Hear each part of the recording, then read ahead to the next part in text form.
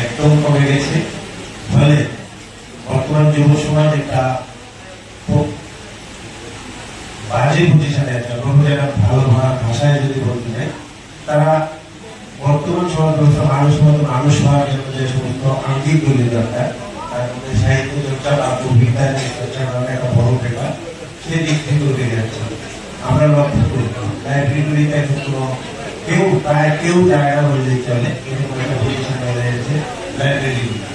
সাহিত্য নিয়ে আলোচনা করা, সাহিত্য নিয়ে প্রচার প্রসার, এগুলি নিয়ে তারপর আপনারা যে বিষয়টাকে ধরে রেখেছেন, তার জন্য আমি আমার ব্যক্তিগত তরফ থেকে যারা আজকে এখানে এসেছেন, রাজ্যের বিভিন্ন প্রান্ত থেকে এসেছেন, রাজ্যের বাইরে থেকে এসেছেন, আপনাদের অত্যন্ত শ্রদ্ধা এবং ভালোবাসা জানাই। আপনাদের মাধ্যমে আগামী দিনে আমাদের রাজ্যের সাহিত্য মন সম্পূর্ণ মানুষ গড়ে উঠুক। যুব সমাজ সাহিত্যের প্রতি, সংস্কৃতির প্রতি বিভিন্ন আঙ্গিক যেগুলো মানুষকে আগামী দিনে বা যুব সমাজকে আগামী দিনে মানুষ গড়ে তুলে, সে আঙ্গিকগুলি বর্তমান যুগে বিশেষ করে শুধু মোটরভুলের কারণে আমি বলবো বিশেষভাবে ধ্বংস হয়ে যাচ্ছে। আপনারাই পারবেন আগামী দিনে যুব সমাজকে আপনাদের সাহিত্যে এবং আপনাদের কবিতায়, আপনাদের মননে, আপনাদের ব্যবহার, আপনাদেরকে সাংস্কৃতিক করছে, সেগুলো যুব সমাজকে ধরে রাখতে পারবে বিশ্বাস আমার আছে। আপনারা আরো বেশি বেশি করে এগিয়ে যাবেন। জানি বিভিন্ন রকম সমস্যা আপনাদেরও আছে, বিশেষ করে আর্থিক সমস্যা একটা বড় সমস্যা পড়াশোনার ক্ষেত্রে।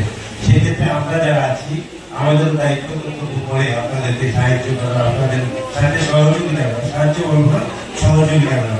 আমরা কিন্তু তার থেকে পিছিয়ে থাকি বিভিন্নভাবে, বিভিন্ন সময়ে।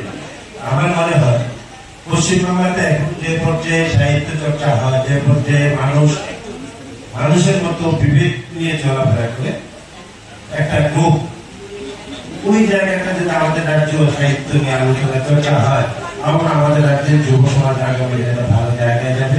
ত্রিপুরা সুন্দর, ত্রিপুরা শ্রেষ্ঠ ত্রিপুরা হওয়ার একটা বড় সহায়ক হবে। আমি আপনাদের উদ্যোগে অত্যন্ত স্বাগত জানাই।